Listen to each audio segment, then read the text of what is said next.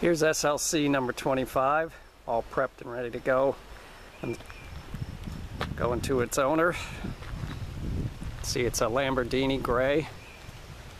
It's got a little bit of metallic in it, and we'll hit some highlights of the first things, some of the first ever on these cars. This is the first car to get an Android screen in there. It's a 7-inch screen and hooks up nicely to a stereo and GPS and the internet, even if you want it. That's the first one going in there. It has a 6-speed gated shifter going into the Graziano transaxle, and it has a really nice backup camera. I finally found one I'm happy with, and it's got even more features than I'd ever want. It's got a beautiful image in the back, and when you put in a reverse, the distance line comes on. It shows you the time, direction. It's got GPS for speed, so it's got a lot going on. The dash system is the AIM MXS Strata 1.2. They updated it again. It's a real nice system.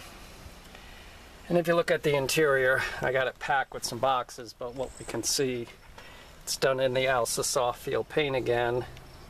It's got the interior door cards, a little accent there by the speakers with the same body color. And on the backs of the seats, they're painted the body color also. And you can see the speakers in the center, and custom custom seats there with the Superlight symbol, and the stitching done again. And you can see the inside of the doors again. And the engine bay has a little orange accent in the back. It's an LS 525 horsepower. It's got the Lotus Elise taillights sunk in there a bit, halos, 3-ring halo lights in there. And the exhaust comes out way down low. Quiets it a little bit, and just a little bit different look than sticking out of there.